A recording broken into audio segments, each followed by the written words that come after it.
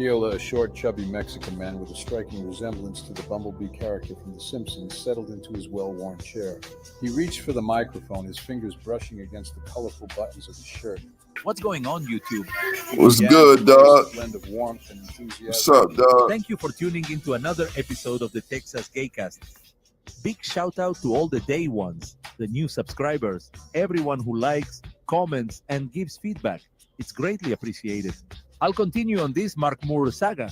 Gila asserted, his tone shifting to one of determination. Exposing him and Donta for who they really are. How can I say? One's a deviant, one's promoting the deviant. He paused, letting the gravity of his words hang in the air before reaching for a well-worn record. I'm going to play Turned Out Alabama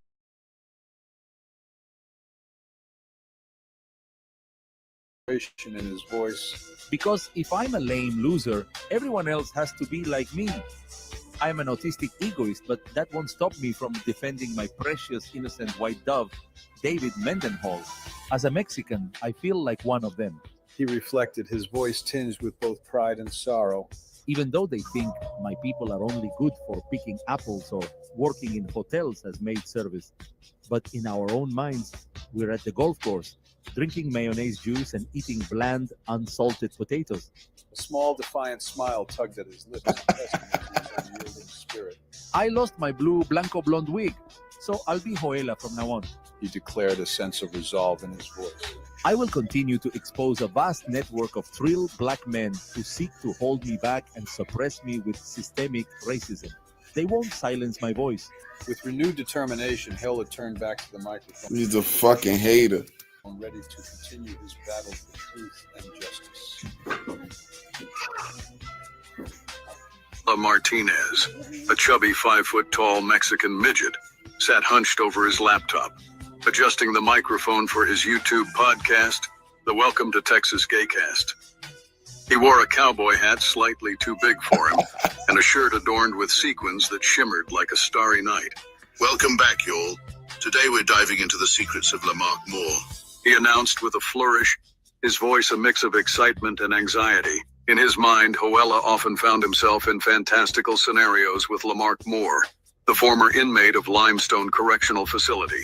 He imagined himself dressed as a pony, while Lamarck, a tall and rugged figure, played the role of a cowboy.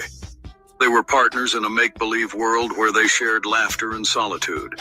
Joela dreamed of feeding Lamarck commissary food as if he were a Roman emperor, their bond unbreakable despite the bars that separated them. Despite his public pursuit of truth, Joela's real intention was to reach out to Lamarck and confess his undying love.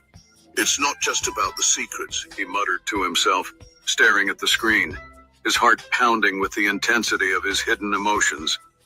The world saw him as a truth seeker, but inside, he was a man driven by love and longing. Years ago, Joela had volunteered for CIA experiments, believing it was his duty as a Latino to uphold higher principles.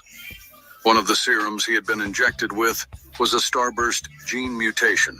This could change everything, the scientists had said, their voices echoing in his memory. He had become the carrier, patient zero, unaware of the full implications of his condition. Meanwhile, at Limestone Correctional Facility, tests were secretly conducted on prisoners. Lamarck Moore was the most resistant to the starburst mutation. Robert Burke, known as Whack-Ass Uncle Phil, had fully transformed, becoming a version of Hoella. The soft drinks laced with the mutation had done their work, but Lamarck remained unchanged, a testament to his unique resilience. Hoella looked out the window, the Texas sun rising on the horizon. One day, He whispered, hope flickering in his heart. He was determined to find a way to reach Lamarck, to confess the love he had kept hidden for so long. As he sat back down at his desk, the podcast continued. But now his mission was clearer than ever, to bridge the gap between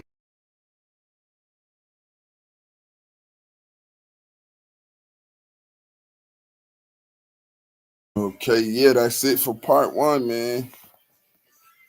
That's it for part one. I want to thank everybody for tuning in, man. Hoella, you a bitch.